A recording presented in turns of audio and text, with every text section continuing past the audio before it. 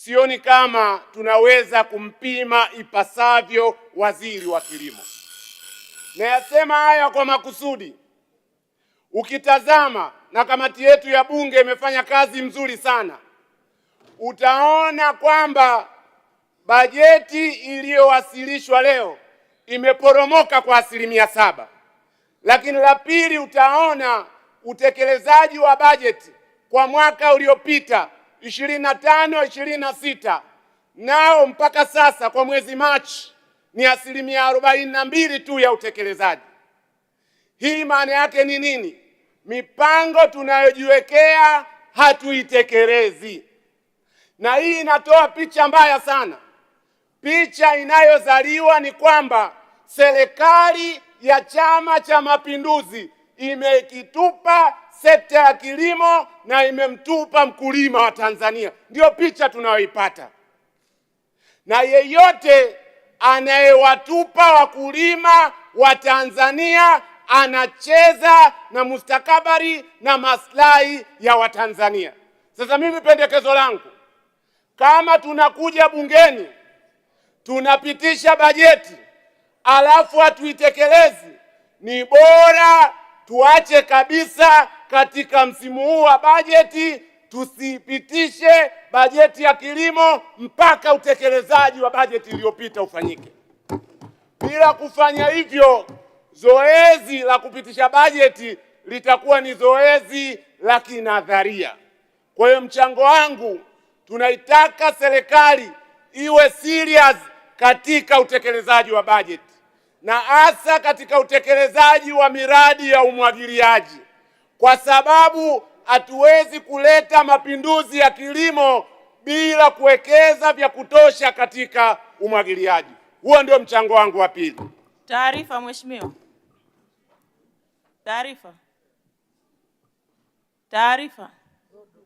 Taarifa mheshimiwa.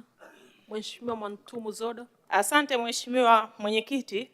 Mheshimiwa mwenyekiti, naomba nimpe taarifa mzungumzaji Daktari Samia Suluhu Hassan kwa kupitia wizara yake kwa kuliona hilo kuwa nchi haiwezi kusonga mbele kwenye kilimo bila miradi ya umwagiliaji, licha ya kuwa amepeleka pesa kwenye miradi, lakini amenunua magari 26 kwa ajili ya kuchimba visima ili kusapoti miradi hiyo.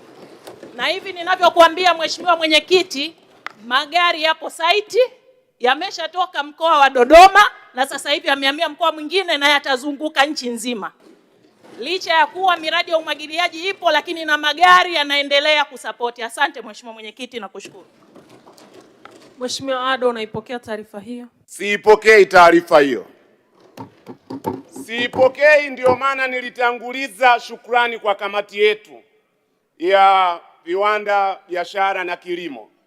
Taarifa kwenye kamati inaonyesha kwamba miradi zaidi ya 50 ya umwagiliaji ambayo ilipangwa kuanza haikuanza kabisa, na miradi mingine ambayo ilianza inachechemea. Na haya ninayoyasema yapo jimboni kwangu. Mimi nina mradi mkubwa wa umwagiliaji wa skimu ya Nambalapi, mpaka sasa unachechemea, ilibidi mwezi Januari uwe umekamilika. Kwa hiyo haya tunayazungumza kwa ajili ya mapenzi kwa taifa letu, kwamba serikali iwe serious kwenye utekelezaji wa bajeti. Huo ndio mchango wangu wa pili. Mchango wa tatu na wa mwisho, serikali imefanya vizuri sana kubadilisha sera yake kutoka sera ya zamani ya kuingilia fedha za kwenye mifuko maalum ya uendelezaji wa mazao. Kwenye korosho tuna export levy. Muda wako umeisha mheshimiwa.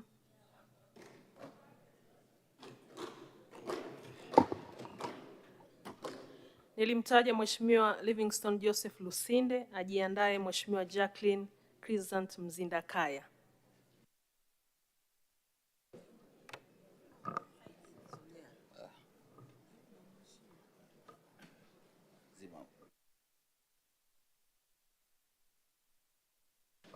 Ado, achia maiki yangu.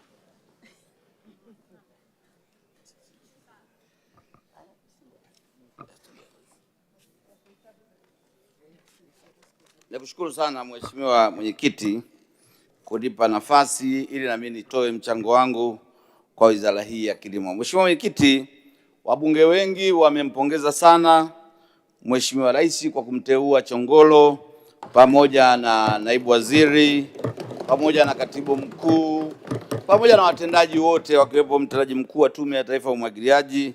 Tunawapongeza sana. Mheshimiwa Mwenyekiti, hatuna mashaka na waziri wa Wizara ya Kilimo, hatuna mashaka naye. Kwanza ni kada asiyetiliwa shaka, lakini pili amekuwa katibu mkuu wa chama chetu.